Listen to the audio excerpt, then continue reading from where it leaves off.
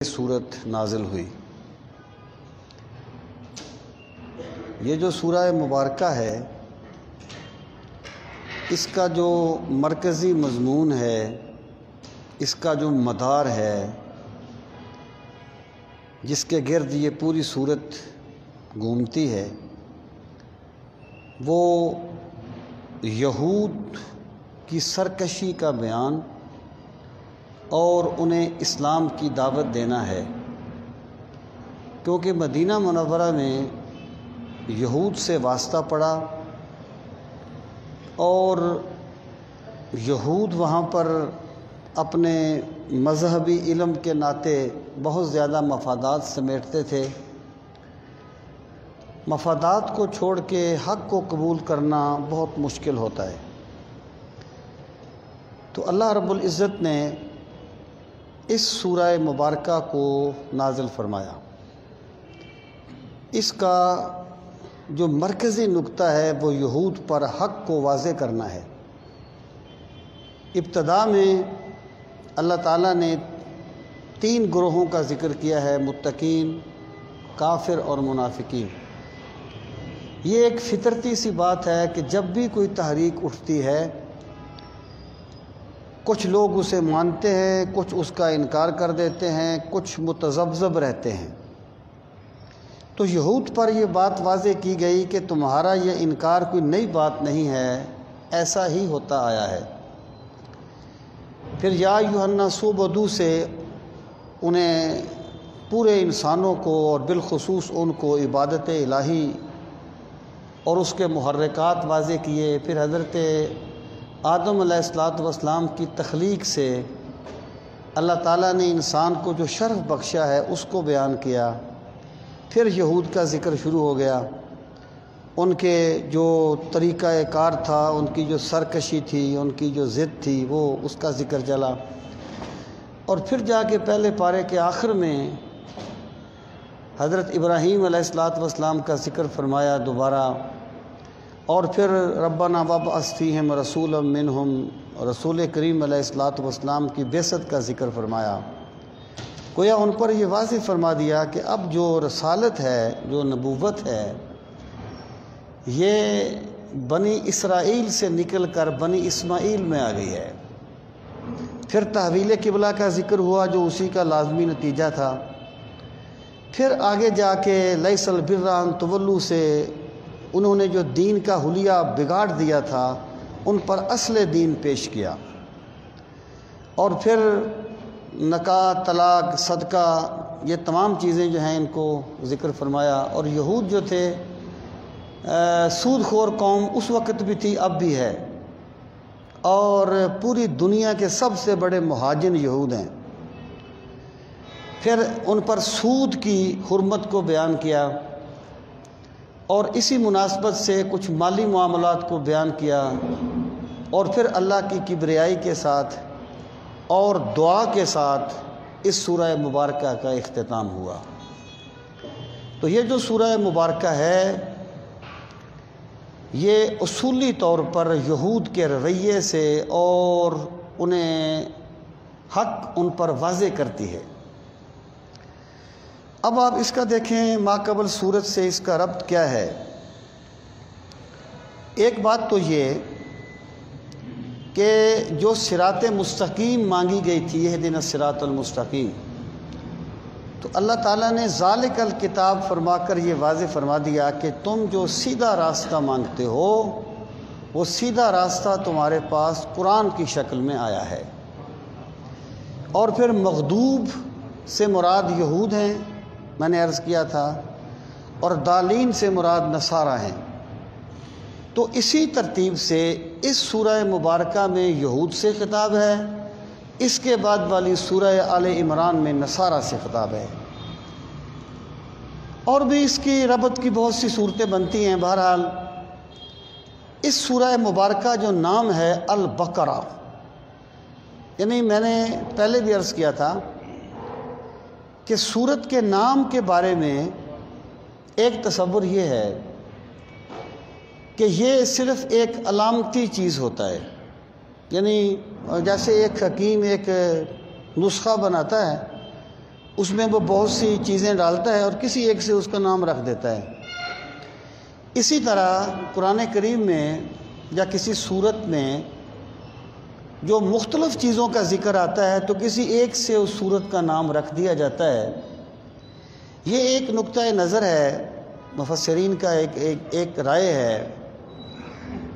اور دوسرا نقطہ نظر یہ ہے جو علم المناسبہ کے پوائنٹ آف ویو سے جنہوں نے تفسیریں کی ہیں، وہ کہتے ہیں کہ سورہ مبارکہ کا نام پوری سورت کے مضامین کی طرف اشارہ کرتا ہے۔ جیسے کہ آپ کوئی آرٹیکل لکھتے ہیں تو آرٹیکل کہتے ہیں نام، کتاب کا نام ایسا ہو جو بتائے کہ کتاب میں کیا ہے، آرٹیکل کا نام ایسا ہو جو بتائے کہ آرٹیکل میں کیا ہے۔ تو لوگ یہ کہہ دیتے ہیں کہ قرآن اس وقت یہ اسلوب نہیں تھا کہ نام ایسا ہو۔ میں کہتا ہوں قرآن کریم جو ہے یہ کتاب دائمی ہے، اور زمانے کا جو بھی تقاضا ہوگا قرآن اس پہ پورا اترے گا۔ کتاب زندہ قرآن حکیم، حکمت او لا یزال است و قدیم۔ تو اس سورہ مبارکہ کا نام جو البقرہ رکھا گیا ہے اس کی کیا وجہ ہے؟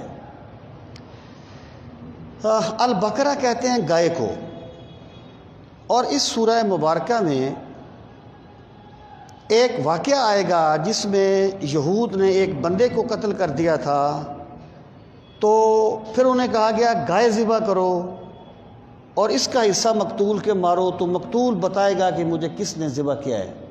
ایسا ہی ہوا، لیکن انہوں نے پھر بھی سرکشی نہیں چھوڑی، یعنی اتنی بڑی علامت دیکھی کہ اللہ تعالیٰ نے کس طریقے سے مردے کو زندہ کیا کہ گائے کا حصہ مارا، اس کو وہ زندہ ہو گیا مقتول، لیکن وہ مانے نہیں۔ گویا البقرہ کا واقعہ یہود کی سرکشی کا علامتی نشان ہے۔ یہود میں جو سرکشی پائی گئی اس کا سب سے بڑا مظہر سورہ یہ البقرہ کا واقعہ ہے گائے کا، کہ یہ اتنے سرکش ہیں کہ اپنے سامنے مقتول زندہ ہوتا دیکھ کر بھی اللہ کی عظمت کو نہیں مانتے اور پیغمبروں پر تان سے باز نہیں آتے۔ تو اس لیے اس سورہ مبارکہ کا نام سورہ البقرہ رکھا گیا۔ بسم اللہ الرحمن الرحیم، الف لام میم، یہ حروف مقطعات ہیں اور یہ مختلف صورتوں کے شروع میں آتے ہیں، اور یہ اگر فصاحت تو لوگ کہتے ہیں جی ان حروف کا کیا مقصد ہے جن کا ہم مطلب نہیں جانتے، تو بھائی یہ عربوں میں رواج تھا۔ اگر یہ فصاحت و بلاغت کے منافی ہوتے تو وہ قرآن پر یہ اعتراض ضرور کرتے کہ یہ کیسی کتاب ہے جو ایسے لفظ لے کے آیا جس کا ہمیں پتہ نہیں۔ تو یہ ایک عربوں کا اسلوب تھا، حروف مقطعات۔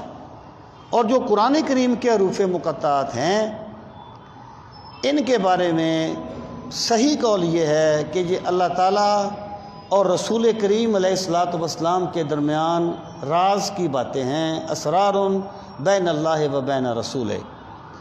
یعنی مراد یہ ہے کہ لغت سے ان کا معنی نہیں پتہ چلے گا، لغت ان کا معنی نہیں بتائے گی، یہ راز کی باتیں ہیں اللہ تعالیٰ اور اللہ تعالیٰ کے رسول علیہ الصلاۃ والسلام کے درمیان۔ البتہ ان میں جو کچھ راز میں کہا گیا ہے دیگر قرآن میں اس کو تفصیل سے کہا گیا ہے، اور اس کے بارے میں عجیب و غریب قسم کے لوگ جو دعوے کرتے ہیں کہ جی کسی کو نہیں پتہ اس کا معنی کیا ہے، فلاں نے اس کا معنی یہ بیان کیا ہے، بھائی وہ اس کا معنی نہیں ہے، وہ اس کی ممکنہ مراد ہے۔ بیضاوی نے کچھ 12-14 بیان کیے ہیں، مراد ہے کہ یہ بھی ہو سکتا ہے، یہ بھی ہو سکتا ہے، قطعی معنی اس کا نہیں ہو سکتا کیونکہ یہ ان کا تعلق لغت کے ساتھ نہیں ہے۔ مفسرین نے لکھا ہے کہ قرآن کریم میں عمومی طور پر ایک صورت کے علاوہ یہاں بھی حروف مقطعات آتے ہیں، اس کے بعد قرآن مجید کا ذکر ہوتا ہے، یعنی یہاں بھی حروف مقطعات آئیں گے، اس کے بعد قرآن کا ذکر ہوگا۔ وہ کہتے ہیں کہ اس سے اللہ تعالیٰ نے قرآن مجید کے ایک اجازی پہلو کی طرف اشارہ کیا ہے کہ تم جو کلام کرتے ہو وہ بھی انہی حروف سے مرکب ہوتا ہے جن حروف سے قرآن مرکب ہے، لیکن قرآن کریم کی تاثیر کا یہ عالم ہے کہ یہ پتھروں کے سینوں میں شگاف کر دیتا ہے۔ اور جب اس نے سنا جو رسول کریم علیہ السلام کو سمجھانے کے لیے گیا تھا، تو پھر وہ کہنے لگا کہ اللہ کی قسم یہ جو کتاب ہے اس میں بڑی مٹھاس ہے، اس کی شاخیں بہت بلند ہیں، اس کی جڑیں بہت گہرائی میں ہیں۔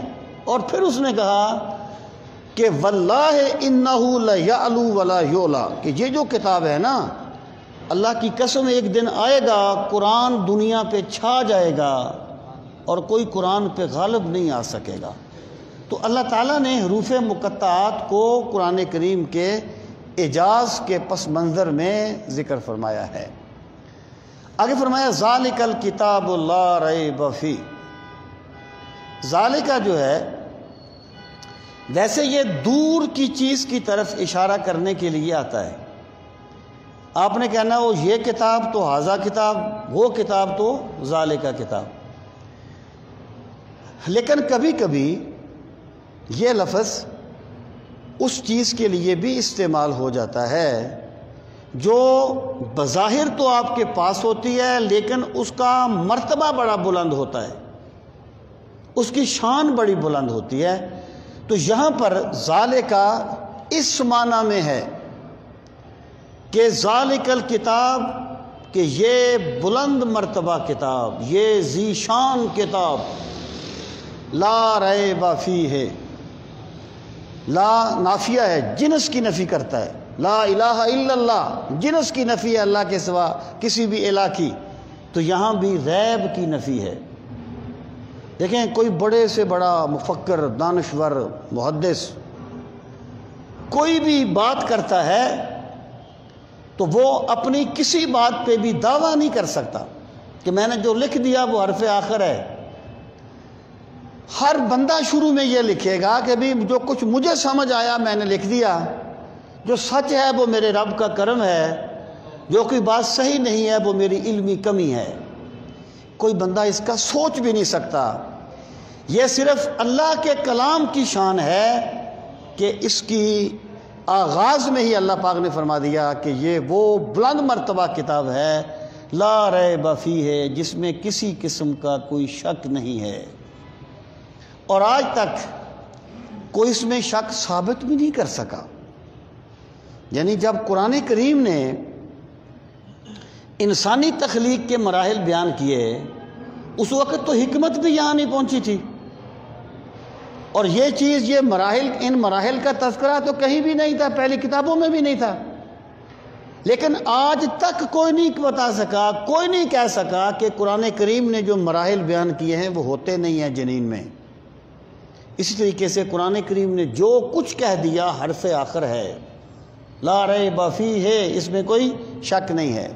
آگے فرمایا ھدی للمتقین، خدا ہدایت ہے، للمتقین، لے کا معنی واسطے۔ اچھا متقین کے لفظ پہ ذرا غور کریں، اس سے بہت سی باتیں کلیئر ہوں گی۔ ہم متقین کا ترجمہ کر دیتے ہیں ڈرنا،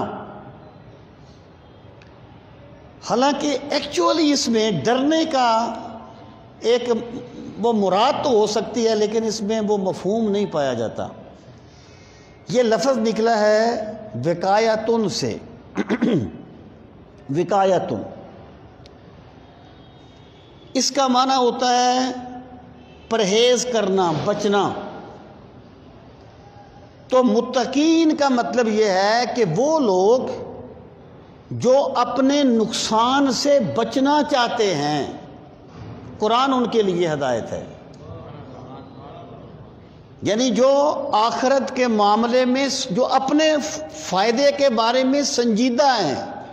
اب دیکھیں نا، ایک نشئی ہے، وہ نشہ کرتا ہے، اپنے خیال میں تو اپنے فائدے کے لیے ہی کر رہا ہے نا، لیکن حقیقت میں اپنے آپ کو تباہ کر رہا ہے. اور ہر گناہ بندے کی تباہی کا سامان کرتا ہے. تو ھدی للمتقین کا مطلب یہ ہے کہ جو بندے اپنے نقصان سے بچنے میں سنجیدہ ہیں، قرآن ان کو راہ ہدایت دکھائے گا. یہ ان کے لیے ہدایت ہے. اب یہاں پر میں یہ بات عرض کروں کہ آسان لفظوں میں ہم یوں کہہ سکتے ہیں کہ قرآن ہدایت ہے، لیکن ان کے لیے جو ہدایت کی طلب رکھتے ہیں. اگر ایک بندے میں طلب ہی نہ ہو، وہ کیا ہدایت پائے گا؟ میں آپ سے بارہا یہ بات کہتا رہتا ہوں کہ رسول کریم علیہ الصلوۃ والسلام کے سامنے چاند کے اشارہ مبارک سے چاند شق ہو گیا. ابو جہل تو نہیں مانا نا. حضرت ابراہیم پر آگ گلزار بن گئی یا آگ ٹھنڈی ہو گئی، نمرود تو نہیں مانا نا. مانا کیوں نہیں؟ وہ ماننے کی طلب ہی نہیں رکھتا تھا. میرا خدا کسی پر ہدایت ٹھونستا نہیں ہے، کسی پر ہدایت مسلط نہیں کرتا، بلکہ ہدایت اس کو ملتی ہے جو ہدایت مانگتا ہے. تو ھدی للمتقین سے مراد یہ ہے کہ قرآن ہدایت ہے، لیکن ان کے لیے جو ہدایت کی طلب رکھتے ہیں، جو ہدایت کے معاملے میں سنجیدہ ہیں، جنہوں نے طے ہی یہ کیا ہے کہ ہم نے اعتراض ہی کرنے ہیں قرآن پر، انہیں قرآن سے ہدایت نہیں ملے گی، کیونکہ وہ ہدایت کی طلب ہی نہیں رکھتے. اور پھر ہدایت جو ہوتی ہے قرآن کریم میں دوسرے مقام پر فرمایا گیا ھدی للعالمین، کہ قرآن ہدایت ہے تمام جہانوں کے لیے. یہاں کہا گیا ھدی للمتقین. اس میں تضاد نہیں ہے، اس میں نتیجے کے اعتبار سے دو چیزوں کو بیان کیا گیا ہے. مراد یہ ہے جیسے بارش برستی ہے، بارش فی نفسے ہی تو فائدہ مند چیز ہے نا، فی نفسے ہی تو بڑی ایک برکت والی چیز ہے، مان مبارک ہے، برکت والی چیز ہے.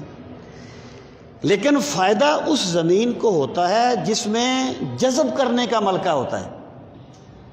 تو عملی طور پر بارش فائدہ مند کس کے لیے ہوئی؟ اس زمین کے لیے جو باصلاحیت ہے. اب جو زمینی کلراٹھی ہے اس پر تو مزید کیچڑ ہو جائے گا، وہ تو مزید بگڑ جائے گی.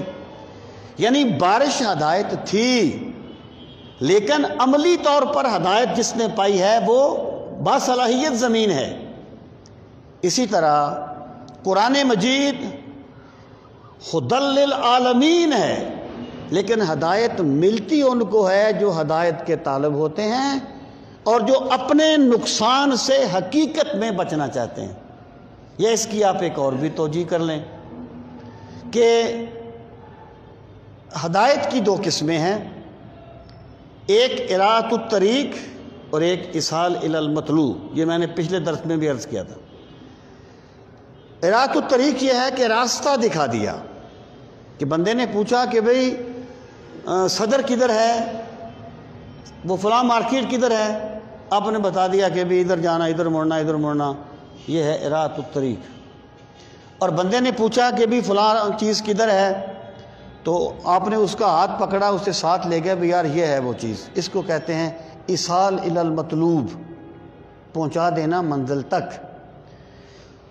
تو قرآن کریم جو ہے یہ اراۃ الطریق کے نقطۂ نظر سے تو عالمین کے لیے ہدایت ہے، لیکن جو ہدایت کی طلب رکھتے ہیں ان کے لیے اصال الی المطلوب ہے کہ ان کا ہاتھ پکڑ کے انہیں اللہ کی بارگاہ تک لے جاتا ہے. اس لیے دونوں آیات میں کوئی تضاد نہیں ہے، بلکہ یہ انجام کے اعتبار سے مختلف تعبیریں ہیں. ایک جگہ پہ اس کو ذکر کیا گیا، ایک جگہ پہ اس کو ذکر کیا گیا.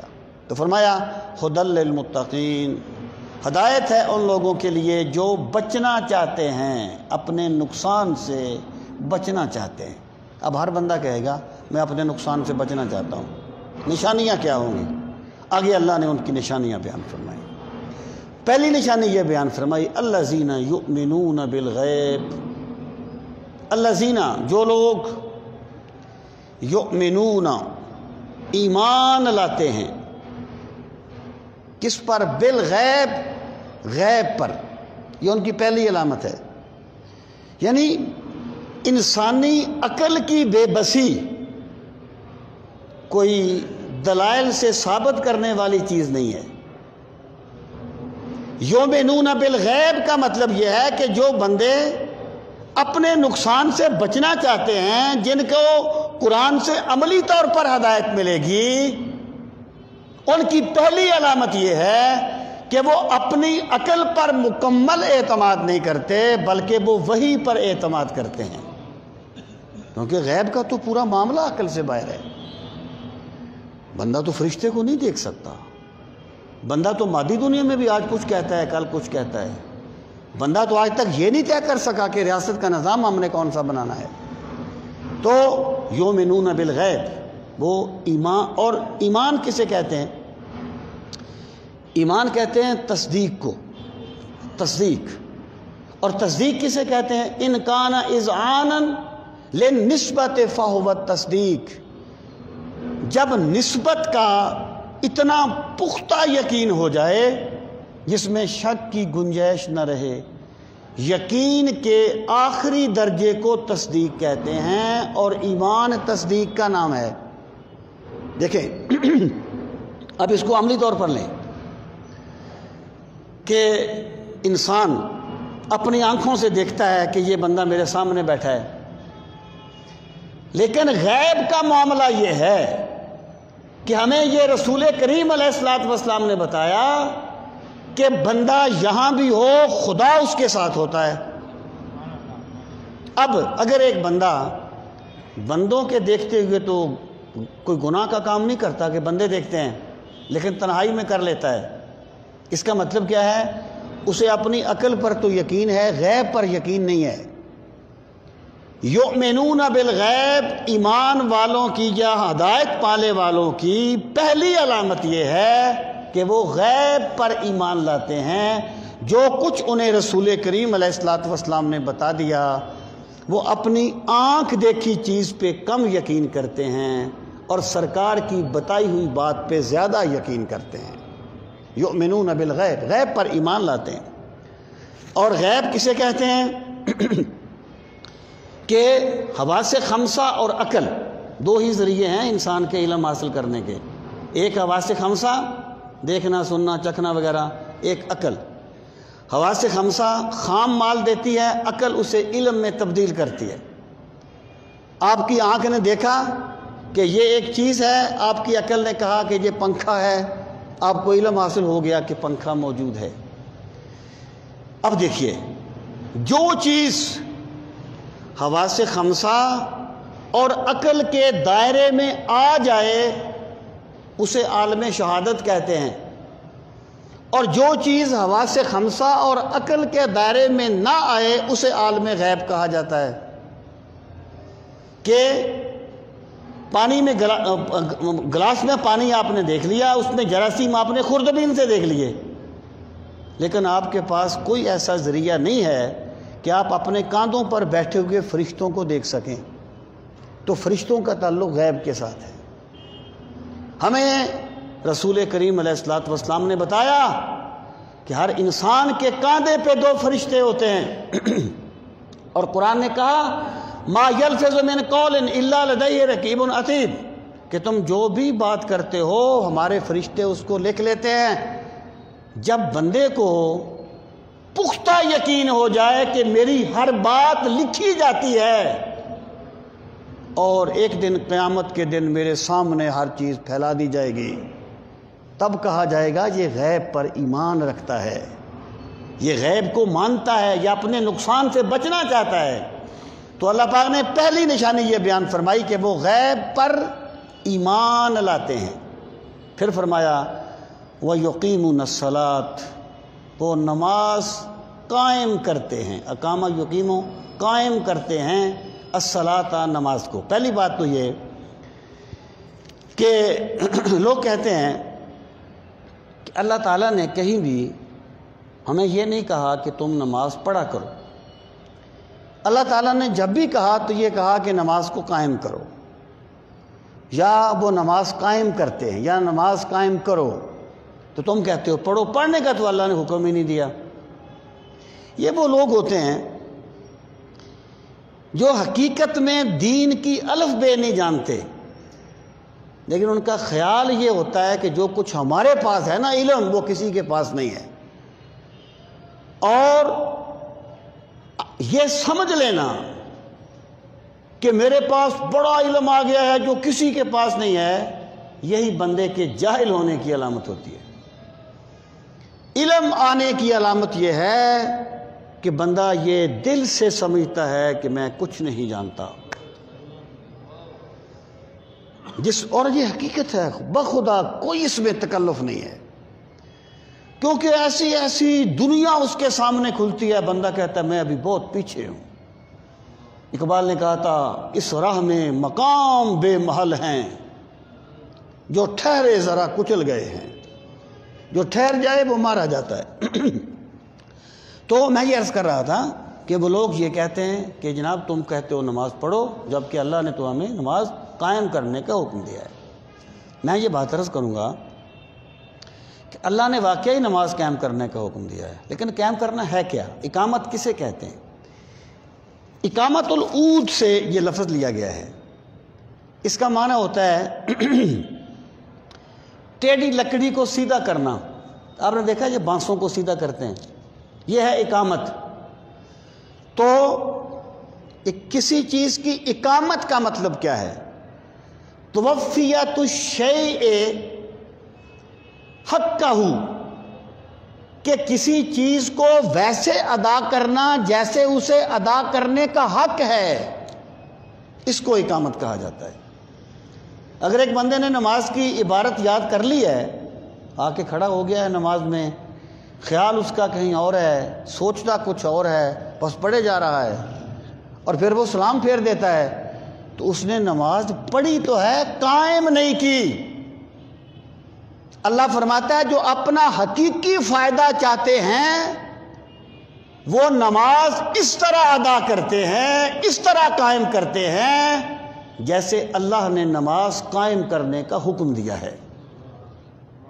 کہ جب وہ کھڑے ہوتے ہیں نماز میں تو وہ یہ سمجھتے ہم اپنے رب کے سامنے کھڑے ہو گئے ہیں. جب وہ قرات کرتے ہیں تو وہ سمجھتے ہیں ہم اپنے رب سے باتیں کر رہے ہیں. حضور نے فرمایا ان المصلی یناجی ربہ، نماز پڑھنے والا اپنے رب سے چپ کے باتیں کر رہا ہوتا ہے. تو یہ حقیقت صلاۃ کو ملود خاطر رکھ کے نماز ادا کرنا، اسے اقامت صلاۃ کہا جاتا ہے. اس کا مطلب یہ ہو گیا قرآن یہ کہتا ہے کہ جو بندہ نماز نہیں پڑھتا وہ اپنے آپ کو تباہ کر رہا ہے، وہ اپنے رب سے اپنا تعلق توڑ رہا ہے. اور جو اپنے نقصان سے بچنے والے لوگ ہیں ان کی علامت یہ ہے وہ یقیمون الصلاۃ، کہ وہ نماز کو اس طرح ادا کرتے ہیں جس طرح نماز کو ادا کرنے کا حق ہے. اور پھر فرمایا وَمِمَّا رَزَقْنَاهُمْ يُنْفِقُونَ. مما جو ہے یہ من اور ما کا مجموعہ ہے. من کا معنی سے اور ما کا معنی جو.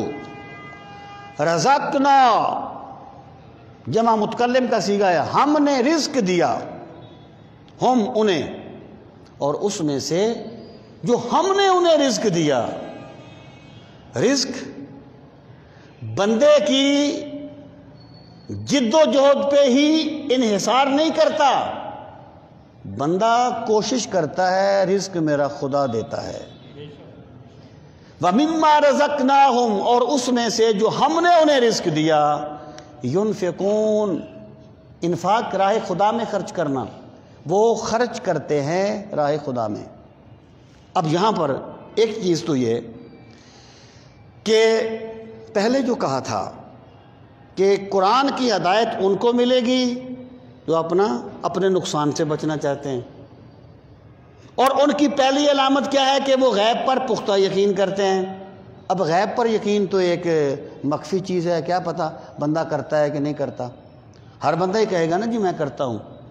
اللہ پاک نے فرمایا کہ جو غیب کو مان لیتے ہیں ان کی پہلی علامت یہ ہے یقیمون الصلاۃ، اللہ کے سامنے سجدے کرتے ہیں، اور وَمِمَّا رَزَقْنَاهُمْ يُنْفِقُونَ، جو ہم نے انہیں رزق دیا ہے اس میں سے راہ خدا میں خرچ کرتے ہیں۔ نماز بدنی عبادات کا علامتی نشان ہے، اور زکوٰۃ مالی عبادات کا علامتی نشان ہے۔ مطلب یہ ہے جو غیب کو مان لیتے ہیں ان کا بدن بھی رب کی بندگی میں لگا رہتا ہے، ان کی معیشت بھی رب کی بندگی میں لگی رہتی ہے۔ یہ ایمان دعووں کا نام نہیں ہوتا، ایمان عمل کا نام ہوتا ہے۔ اور پھر یہاں پہ آپ غور فرمائیں، اللہ پاک نے یہ نہیں فرمایا کہ جو وہ اپنے مال میں سے خرچ کرتے ہیں، یہ بھی تو ہو سکتا تھا نا کہ وہ اپنے مال میں سے خرچ کر، نہیں، اور اس میں سے جو ہم نے انہیں رزق دیا۔ مطلب کیا ہے؟ بندے کی سوچ کیا ہے؟ بندے کی سوچ یہ ہے، وہ واصف علی واصف نے کہا تھا نا کہ جب تم بھنور میں پھنستے ہو تو خدا کو یاد کرتے ہو، جب کشتی کنارے لگتی ہے تو قوت بازو کے ترانے گاتے ہو کہ جناب میں نے یہ کیا، میں نے یہ کیا، تو کیا کر لیتا اگر تیرا رب تیری دستگیری نہ فرماتا۔ وَمِمَّا رَزَقْنَاهُمْ سے مراد یہ ہے کہ وہ یہ سمجھتے ہیں کہ جو کچھ ہمارے پاس ہے نا یہ ہماری جد و جہد کا نتیجہ نہیں ہے، ہمیں ہمارے رب نے عطا فرمایا ہے۔ لوگوں کو ملا ہے تو مقدر سے ملا ہے، اور مجھ کو تو مقدر بھی تیرے در سے ملا ہے۔ جب قارون کے پاس گئے تھے نا زکوٰۃ لینے کے لیے، اس نے کہا تھا یہ جو میرے پاس علم، جو میرے پاس جو مال و دولت ہے نا، انہوں نے کہا نا آسن کما آسن اللہ علیک، جیسے تجھ پہ اللہ نے احسان کیا تو بھی اللہ کے بندوں پہ احسان کر۔ اس نے کہا نہیں، مجھ پہ کوئی احسان نہیں کیا اللہ نے، انما اوتیتہ علی علم عندی، میرے پاس جو کچھ ہے میں نے اپنے علم کی بنیاد پر کمایا ہے۔ یہ کہنا اور یہ سوچنا کہ میں نے کمایا ہے یہ قارون کی سوچ ہے، اور یہ سوچنا کہ میرے رب نے مجھ پہ کرم کیا ہے یہ ایمان والوں کی سوچ ہے۔ اللہ تعالیٰ نے فرمایا وَمِمَّا رَزَقْنَاهُمْ يُنْفِقُونَ، اور جو کچھ ہم نے انہیں دیا ہے وہ اس میں سے راہ خدا میں خرچ کرتے ہیں۔ وہ اشفاق صاحب کی بات میں آپ کو سناتا رہتا ہوں، وہ کہتے ہیں میں اپنے بابا جی کے پاس گیا تو رکشے کا 3 روپے کرایہ تھا، پرانی بات تھی، 3 روپے کرایہ تھا۔ میں نے کہا یار چلو غریب آدمی ہے، میں نے اسے 5 روپے دے دیے۔ میں نے جا کے بابا جی کو بتایا کہ بابا جی کرایہ تو 3 روپے تھا، میں نے اسے 5 دیے ہیں۔ تو بابا جی نے کہا یار 10 دے دیتے۔ تو مجھے بڑا عجیب لگا کہ میں 2 دے گئے کیا، یہ کہتے ہیں 10۔ تو بابا جی کہنے لگے پتر رب دے دتے وچوں دینا کیڑا پلیوں دینا، خدا کی قسم یہ ایمان کی علامت ہے۔ جب ایک بندہ یہ سمجھ لیتا ہے نا اس کی سوچ بدل جاتی ہے۔ وَمِمَّا رَزَقْنَاهُمْ يُنْفِقُونَ، آگے فرمایا جو اپنا فائدہ چاہتے ہیں، جو اپنے نقصان سے بچنا چاہتے ہیں، ان کی اگلی علامت کیا ہے؟ وَالَّذِينَ يُؤْمِنُونَ بِمَا أُنزِلَ إِلَيْكَ، وَالَّذِينَ، اور وہ لوگ جو یؤمنون مضارع ہے، ایمان لاتے ہیں اور ایمان لائیں گے، بما انزل الیک، ساتھ اس کے ما جو انزل اتارا گیا، الیکا آپ کی طرف، یعنی دیکھیں یہ جو پہلی 3 چیزیں تھیں نا، یوم ایمان بالغیب، اقامت صلاۃ اور انفاق فی سبیل اللہ، یہ بیسیکلی یہود میں بھی پائی جاتی تھی، یہ ہر آسمانی مذہب میں رہی ہیں۔ اب اللہ پاک نے یہ بات واضح فرما دی کہ اے یہود تم انکار کر رہے ہو، اگر واقعی تم غیب پر ایمان لاتے، اگر واقعی تم نماز قائم کرتے، اگر واقعی تم انفاق کرتے تو تم قرآن کے مخالفین میں کھڑے نہ ہوتے، تم قرآن کی طرف اس طرح بھاگ کے آتے جیسے بچہ اپنی ماں کی طرف بھاگ کے آتا ہے۔ تم یہ سمجھتے کہ پیاسے کو پانی مل گیا ہے، تم اس طریقے سے قرآن کی طرف آتے، تم اس طریقے سے اسلام کی طرف آتے۔ اللہ پاک نے فرمایا جو لوگ اپنے نقصان سے بچنا چاہتے ہیں ان کی علامت اگلی کیا ہے؟ والذین یؤمنون بما انزل الیک، وہ آج بھی وحی کی طرف لپکتے ہیں، پہلے بھی وحی کی طرف لپکا کرتے تھے۔ والذین یؤمنون بما انزل الیک، اور وہ ایمان لاتے ہیں اس پر جو اتارا گیا آپ کی طرف۔ اب قرآن مجید نے یہ نہیں کہا کہ وہ قرآن پہ ایمان لاتے ہیں، بما انزل الیک، جو اتارا گیا آپ کی طرف، اس میں اشارہ کیا ہے کہ رسول کریم علیہ الصلوۃ والسلام پر صرف قرآن نہیں اترتا تھا، سرکار پہ وحی خفی بھی اترتی تھی جسے حدیث کہا جاتا ہے۔ عموم آ گیا اس میں کہ جو کچھ آپ پر اتارا گیا وہ وحی جلی کی شکل میں ہو، وہ وحی خفی کی شکل میں ہو، جو اپنے نقصان سے بچنا چاہتے ہیں وہ فوراً اس کو مان لیتے ہیں۔ اور پھر فرمایا وما انزل من قبلک، اور اس پر بھی ایمان لاتے ہیں، وما، اور جو انزل اتارا گیا، من قبلک آپ سے پہلے، یعنی وہ یہ بھی مانتے ہیں کہ اللہ نے وحی کا سلسلہ پہلے سے جاری کیا ہے۔ اور یہود تم پہلے کو تو مانتے ہو، اس کو نہیں مانتے، جبکہ اپنے نقصان سے بچنے والوں کی، متقین کی علامت یہ ہے کہ وہ اس پر بھی ایمان لاتے ہیں جو آپ پر اترا، اور اس پر بھی ایمان لاتے ہیں جو آپ سے پہلے اترا۔ اب اس میں آپ دیکھیں کہ اس کا مطلب یہ ہے کہ وحی کی دو ہی صورتیں ہیں، وحی کی دو ہی صورتیں ہیں، یا وحی رسول کریم علیہ الصلوۃ والسلام سے پہلے اتری، یا رسول کریم علیہ الصلوۃ والسلام پر اتری۔ اگر سرکار کے بعد بھی وحی اترنی ہوتی تو یہاں کہا جاتا وما ينزل من بعدک، جو آپ کے بعد اتارا جائے گا۔ اس کا مطلب یہ ہو گیا کہ نزول وحی کا سلسلہ ختم ہو گیا۔ اس کا لازمی نتیجہ یہ ہے سرکار کے بعد اور کوئی نبی نہیں آئے گا جس پر وحی آتی ہے۔ یہ آیت دلیل ہے ختم نبوت پر۔ اور جو لوگ یہ کہتے ہیں کہ فلاں پر وحی آتی ہے یا ائمہ پر وحی آتی ہے، قرآنی نص اس کی مخالفت کرتی ہے۔ قرآن کہتا ہے وحی کا سلسلہ رسول کریم علیہ الصلوۃ والسلام کی ذات پہ ختم ہو گیا، اب سرکار کے بعد کسی پہ وحی نہیں آئے گی۔ اور پھر فرمایا وبالآخرۃ ہم یوقنون، وبالآخرہ، اور آخرت کے ساتھ ہم وہ یوقنون، پختہ یقین کرتے ہیں۔ یعنی مراد یہ ہے، ویسے تو یہود کہتے تھے کہ ظاہر ہے وہ اہل مذہب تھے، ہم مانتے ہیں وحی کو، ہم آخرت کو مانتے ہیں۔ اللہ پاک فرماتا ہے کہ آخرت پر وہی یقین کرنے والے ہیں جن میں یہ چیزیں پائی جاتی ہیں۔ وبالآخرۃ ہم یوقنون، اور آخرت پر یہی ایمان لانے والے ہیں۔ اس کا مطلب یہ ہو گیا اے یہود، اگر تم آخرت کو واقعی ماننے والے ہوتے تو میرے نبی پر ایمان لا چکے ہوتے اور اسلام کی طرف لپک چکے ہوتے۔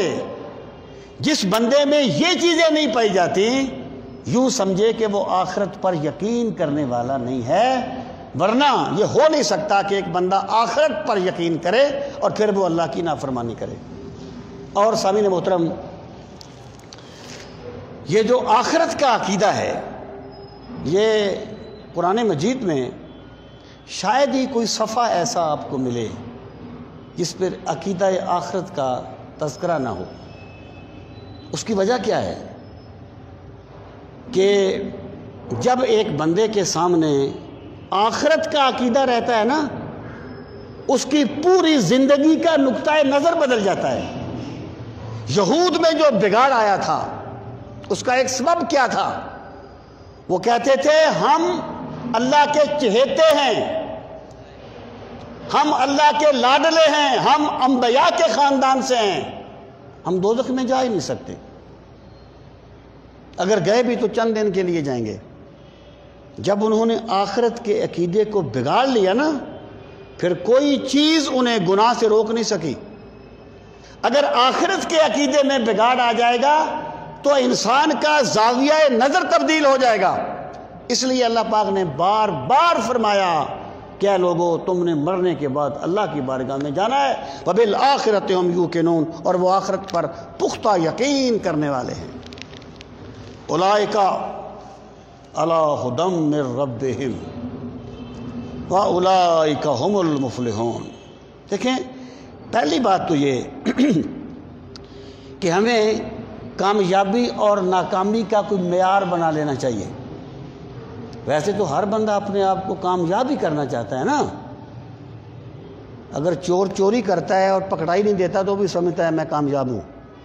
فراڈی فراڈ کرتا ہے، پکڑائی نہیں دیتا، سمجھتا ہے میں کامیاب ہوں۔ پہلے تو ہمیں یہ طے کر لینا چاہیے کہ کامیابی وہ ہے جسے ہم کامیابی کہتے ہیں یا کامیابی وہ ہے جسے اللہ کامیابی قرار دیتا ہے۔ ظاہر ہے بینگ مسلم ہر بندہ یہی کہے گا۔ اب اللہ پاک نے جن کو پہلے متقین کہا نا، انہی کو یہاں پر کامیاب کہا، اور پھر یہ جو مفلحون ہے یہ فلاح سے نکلا ہے، اور فلاح جو ہے وہ کسی ادھوری کامیابی کو نہیں کہتے۔ ادھوری کامیابی ہر کام میں ہوتی ہے۔ اگر ایک چور چوری کرتا ہے اسے کچھ ملتا ہے تو کرتا ہے نا، ایک جھوٹا جھوٹ بولتا ہے کچھ ملتا ہے تو بولتا ہے نا۔ ادھوری کامیابی کو فلاح نہیں کہتے۔ ہمارے استاد گرامی حضرت ضیاء الامت جسٹس پیر محمد کرم شاہ الازہری رحمۃ اللہ علیہ فرمایا کرتے تھے کہ فلاح اس کامیابی کو کہتے ہیں جب بندے کو فلاح مل جائے تو دنیا کی کامیابی بھی مل گئی، عقبہ کی کامیابی بھی مل گئی، یعنی دارین کی کامیابی کو فلاح کہا جاتا ہے۔ اب اللہ پاک فرماتا ہے اولئک، یہی ہیں وہ لوگ جن کا ذکر پہلے گزرا۔ اللہ کا معنی پر، خدن ہدایت پر ہیں، یعنی مطلب کیا ہے کہ جن لوگوں میں یہ چیزیں آ جاتی ہیں ہدایت ان کا مرکب بن جاتا ہے اور وہ ہدایت کے راکب بن جاتے ہیں۔ اللہ خدن ہدایت پر ہیں، کس لیے؟ من ربہم، ان کے رب کی طرف سے۔ اس کا ایک مطلب تو یہ ہے کہ یہ لوگ وہ ہیں جنہیں ان کا رب کہتا ہے کہ یہ کامیابی پا گئے، یہ کامیابی پانے والے ہیں۔ دوسرا اس کا مطلب یہ ہے کہ جن لوگوں کو یہ چیزیں مل گئیں تو وہ یقین جانیں کہ ان کے رب نے ان پہ عنایات کر دی ہیں، اس لیے انہیں یہ چیزیں نصیب ہو گئی ہیں۔ من ربہم وَأُولَئِكَ هُمُ الْمُفْلِحُونَ، اور یہی وہ لوگ ہیں جو مفلحون، مفلح کی جمع ہے، جو فلاح پانے والے ہیں اور کامیاب ہونے والے ہیں۔ قرآن مجید میں ایک اسلوب ہے جسے مضادہ کہا جاتا ہے۔ ایک چیز کو ذکر کرنے کے بعد اس کی ضد کو بیان کرنا تاکہ دونوں پہلو واضح ہو جائیں۔ جیسے کہتے ہیں تعرف الاشیاء باضدادھا، چیزیں اپنی ضد سے پہچانی جاتی ہیں۔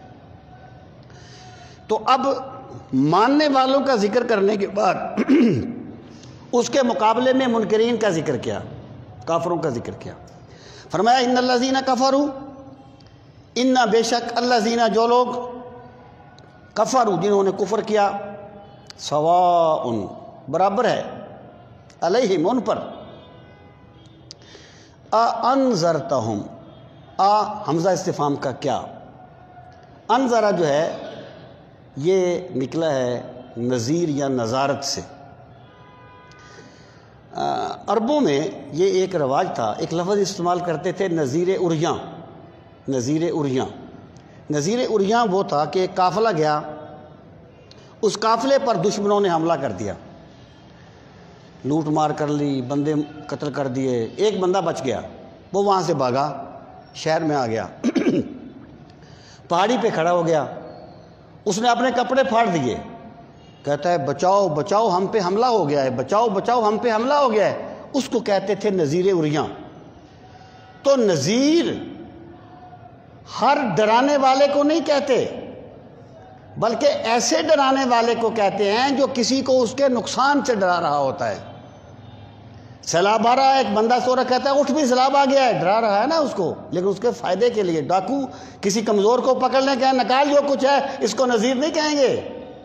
تو انذرتا اس سے نکلا ہے، کیونکہ رسول کریم علیہ الصلوۃ والسلام کی ایک شان ہے مبشرا و نذیرا، ہم نے آپ کو مبشر اور نذیر بنا کے بھیجا۔ فرمایا کافروں کا عالم یہ ہے انذرتا ہوں کہ آپ انہیں آگاہ کریں، اس کا ترجمہ ہم کریں گے آگاہ کرنا، متنبع کرنا، آپ انہیں آگاہ کریں۔ ام لم تنذرہم، یا آپ انہیں آگاہ نہ کریں، لا یؤمنون، وہ ایمان نہیں لائیں گے۔ یعنی کافروں کی ضد کا یہ عالم ہے اے میرے نبی صلی اللہ علیہ وسلم، ان کی سرکشی کا عالم یہ ہے کہ آپ کا ڈرانا یا نہ ڈرانا ان کے لیے برابر ہے، یہ کسی حال میں ایمان نہیں لائیں گے۔ اب یہاں پہ ایک چیز پہ آپ غور فرمائیں، اللہ پاک نے یہ نہیں فرمایا کہ ان الذین کفروا سواء علیکم انذرتہم، کہ تم پر برابر ہے آپ انہیں ڈرائیں یا نہ ڈرائیں وہ ایمان نہیں لائیں گے، نہیں، علیہم، ان پر برابر ہے۔ مطلب کیا ہے کہ داعی کا کام صرف دعوت پہنچانا ہوتا ہے۔ رسول کریم صلی اللہ تعالیٰ علیہ وآلہ وسلم کا فرض منصبی یہ نہیں تھا کہ لوگوں کو لازمی طور پہ مسلمان کرو، بلکہ سرکار کا فرض منصبی تھا وما علینا الا البلاغ المبین، پیغام پہنچا دینا۔ جب آپ نے پیغام پہنچا دیا، وہ مانے اللہ تب بھی آپ کو اجر دے گا، وہ نہ مانے اللہ تب بھی آپ کو اجر دے گا۔ یعنی کوئی بھی بندہ جو دین کا کام کرتا ہے اسے لوگوں کے رویے سے اپنی زندگی کا طرز عمل متعین نہیں کرنا چاہیے اگر اس میں اخلاص پایا جاتا ہے۔ بندے کا کام یہ نہیں ہے کہ اس نے لوگوں کو لازمی طور پہ موڑنا ہے، بندے کا کام یہ ہے پیغام پہنچانا، اپنی طرف سے کوشش کرنا۔ جب بندے نے پیغام پہنچا دیا ہے تو اللہ کی بارگاہ میں سرخرو ہو گیا ہے، کیونکہ اللہ تعالیٰ نے بندے کی ذمہ داری ہی یہ لگائی ہے کہ تم پیغام پہنچاؤ۔ وہ ایک حکایت ہے کہ ایک بادشاہ کا ہیرا گم ہو گیا، تو بادشاہ نے کہا جاؤ بھی ہیرا تلاش کر کے لاؤ۔ لوگ نکل کھڑے ہوئے ہیرا تلاش کرنے کے لیے۔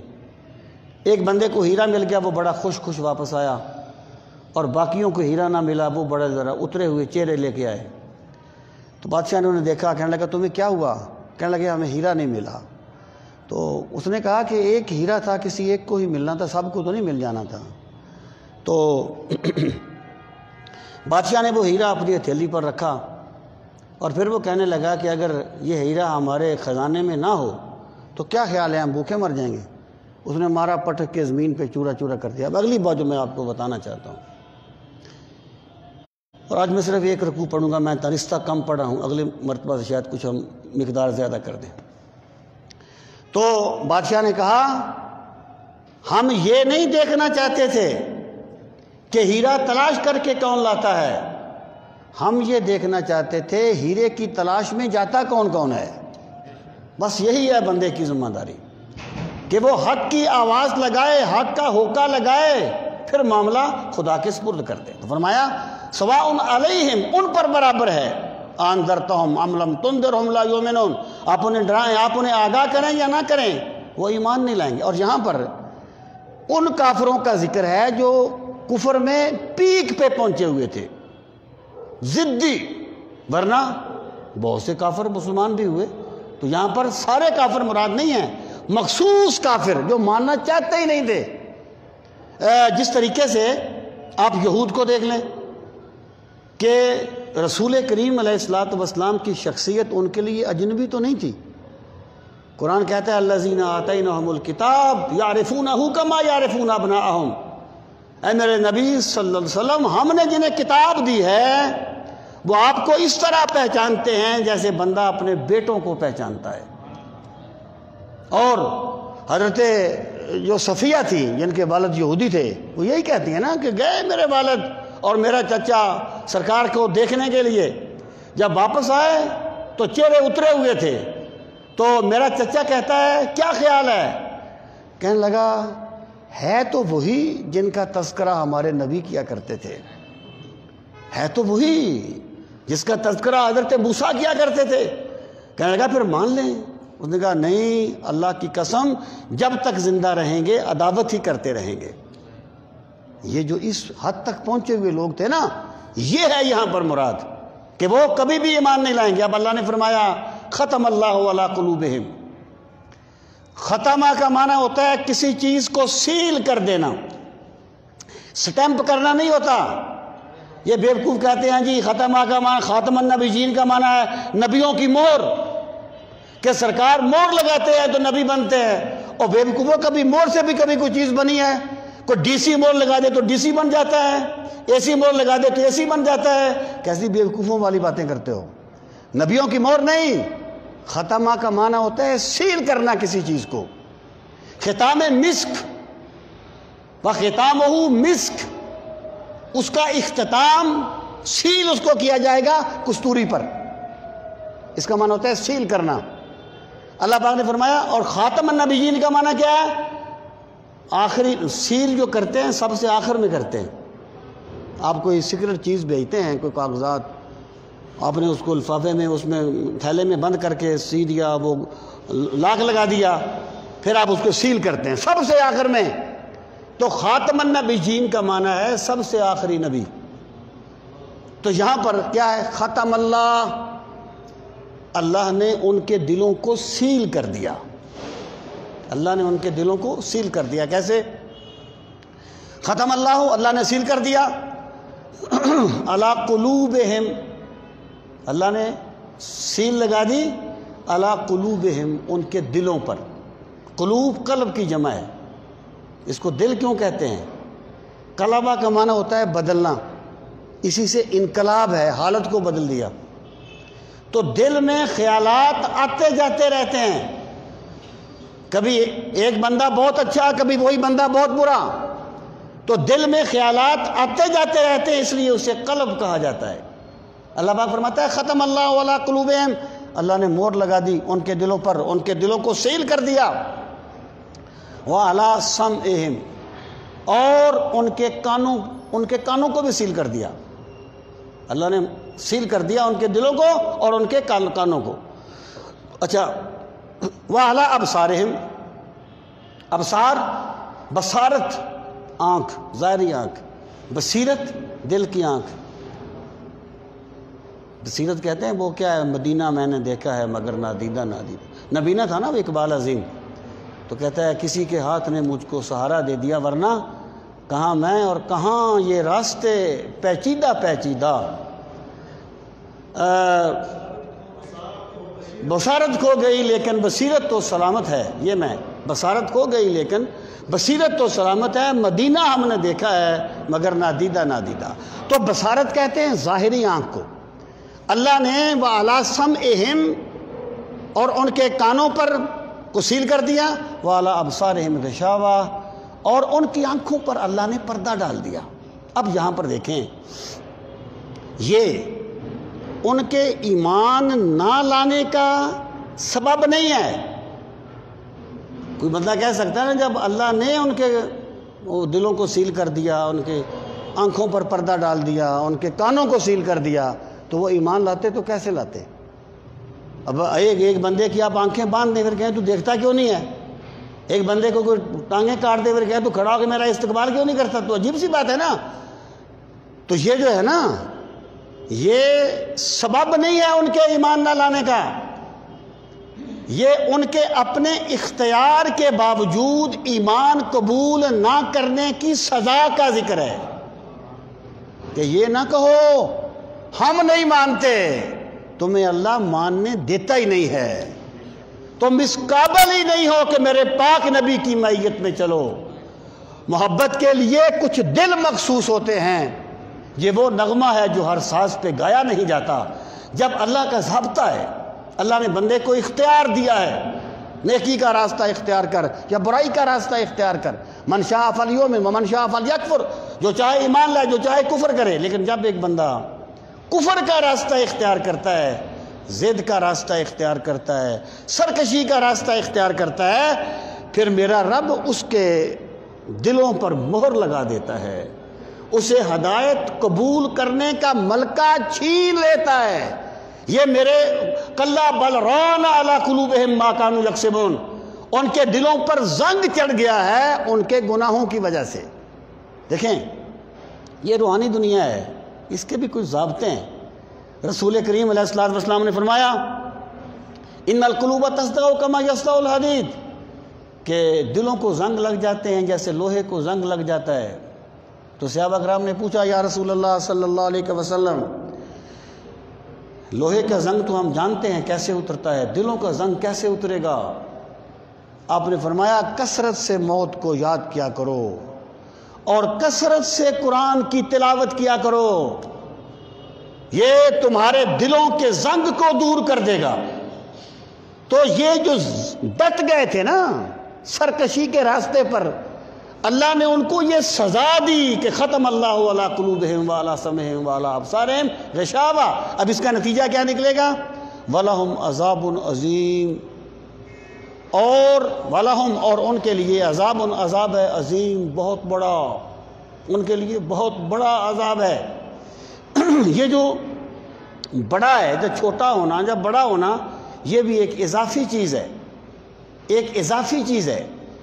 یعنی ایک عام بندے کے نزدیک ممکن ہے ایک تھپڑ مارنا بھی بڑی سزا ہو، لیکن اس محکمے کے لوگوں کے نزدیک یہ بہت چھوٹی سزا ہو، جو جرم و سزا کے محکمے، ان کے نزدیک وہ بہت چھوٹی چیز ہو۔ تو مراد یہ ہے کہ جو چھوٹا بڑا ہونا ایک اضافی چیز ہے۔ تو جس عذاب کو میرا رب کہہ رہا ہے بہت بڑا عذاب ہوگا، وہ کتنا بڑا عذاب ہوگا؟ اللہ تعالی ہم سب کو اپنی معرفت نصیب فرمائے، اور اللہ رب العزت ہم سب کو قرآن مجید کی نعمت کی قدر کرنے کی توفیق نصیب فرمائے۔ وما علینا الا البلاغ المبین۔ الحمدللہ رب العالمین والعاقبۃ للمتقین، الصلاۃ والسلام علی سید المرسلین وعلی آلہ واصحابہ